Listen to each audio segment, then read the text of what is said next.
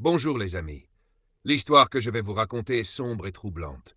Tout a commencé un samedi. Ce jour-là, Un homme répugnant à l'allure menaçante. Dan s'est approché d'une vieille dame âgée avec des intentions malsaines. Mental ajamu ke jana bilanga uzwa mambo ni na bilanga na bandi mwanisamu na bilanga na banda juri yangu ya tete na kubandi ni samedi mekwenda samedi na bilanga mekwenda kumi na bilanga kena wa mutu na kuzonzi na isi amasi na kujimba bilanga ya muni keve mile na bantu yake na bori ya masa nini nino mumebuku abimu afomu zabo mutu kene isi kwako bako abime tu na ponzi comme basi samedi 14 mukwenda mune fomu tali mutu kene isi amasi kwako mebokila nani ke kwako nani ke Suivez kwako bien cette nani histoire jusqu'à mezonza la yake fin munu et essayez de comprendre munu comment tout cela a muke commencé pesher et surtout comment zinani cette yake situation pesher va si tourner. basi tetu mutali ngenge nani yani mebasika metal figure ya yani mezona yani papa muzabu nge papa ange kumbi angeke papa ange kumbu ke ungungu mefuaka mami angeke Marceline muzabu nge sasa lange pêche umebasika ya mungu. Le lundi suivant, la vieille dame retourna seule au champ. Le silence était lourd. Sur le chemin, elle croisa le jeune homme du samedi. Il posait des pièges près des arbres. Le jeune homme leva la tête. Son regard était froid. Ici, les pièges ne prennent plus rien. Les bêtes ont disparu. Je dois descendre vers les champs. La vieille dame sentit un frisson. Le regard du jeune homme était étrange, inquiétant, presque pervers. Elle continua sa route. Mais elle sentait ses yeux dans son dos. Le soleil montait lentement. Midi passa, puis 13 heures. Vers 14 heures, tout bascula.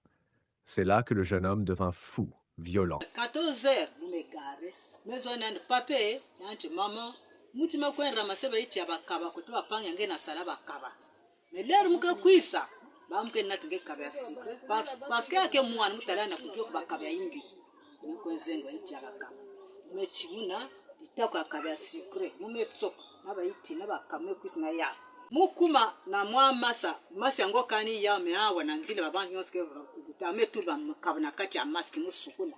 Mais soudain, une sensation étrange la traversa, comme un avertissement, un danger invisible.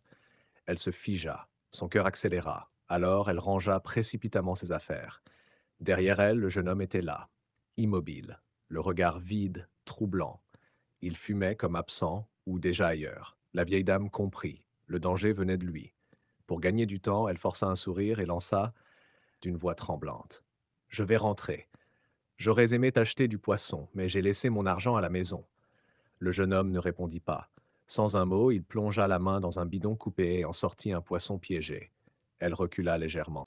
Muko masezo asa musala mbango maskeve na yinzo na kwenda même pas ba mingi beto kum na place ba kent ke yini kaba kaba munu kuzavi tena kusala ndamu nuko gwajake na manyim kena songa mutu menga kuma selu to masi ya inge masi ngezonza ko tek ngeke tek vediaka munu masi muzonza ko teka ni kote muke akukampe na bwala. Sur la route du retour, le même jeune homme, machette à la main, commençait à manifester des signes de violence. Une violence étrange, inquiétante, presque incontrôlable. Il s'agitait, gesticulait. Lorsque la vieille Mado se retourna, elle le vit. Il tenait une garette à la bouche encore imprégnée de drogue. Son regard était pervers, sombre. Son pantalon descendu laissait apparaître une attitude provocante et dangereuse. Tout en lui annonçait le danger. La vieille Mado comprit immédiatement.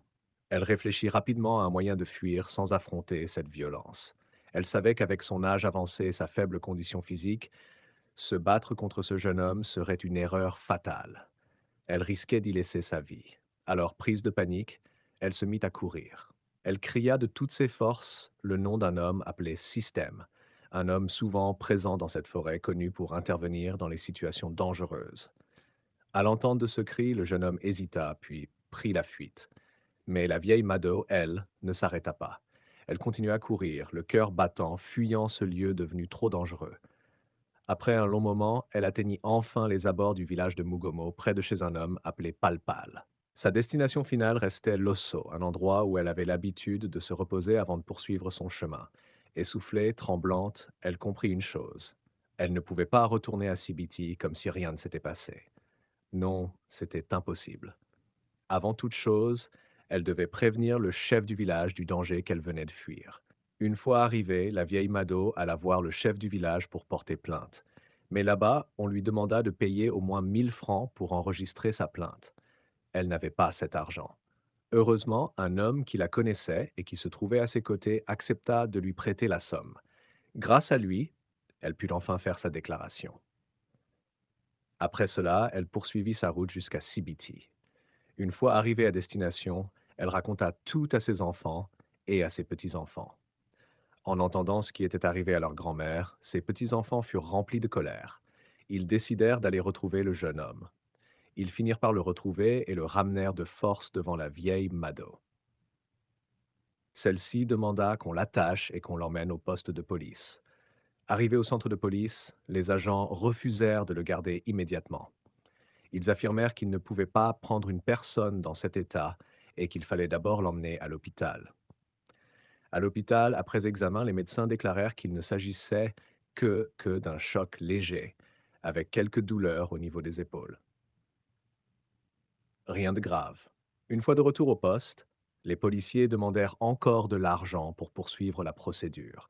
Ils réclamèrent 40 000 francs, mais la famille n'avait presque rien. Ils réussirent seulement à donner 15 000 francs. Malgré tous leurs efforts, le jeune homme ne fut toujours pas arrêté. La vieille Mado comprit alors une dure réalité. La morale de cette histoire est simple. Dans certains endroits, même face à un danger réel, la justice semble difficile à obtenir. On se demande alors, est-ce que les criminels sont vraiment punis ou vivent-ils en liberté pendant que les victimes continuent de souffrir? Pour ceux qui ne sont pas encore abonnés, je vous invite à le faire dès maintenant pour me soutenir et m'encourager à créer encore plus de vidéos de ce genre. N'oubliez pas de vous abonner, de like et de partager. Je vous remercie vraiment d'avance. À tous ceux qui regardent, n'hésitez pas à partager cette vidéo avec vos amis et à vous abonner à la chaîne. Merci à tous pour votre soutien, cela me donne la force de continuer à créer du contenu et à vous faire découvrir des histoires vraies et réelles sur le monde dans lequel nous vivons, ainsi que sur mon pays. Vous pouvez également retrouver la vidéo sur mon compte TikTok. Merci encore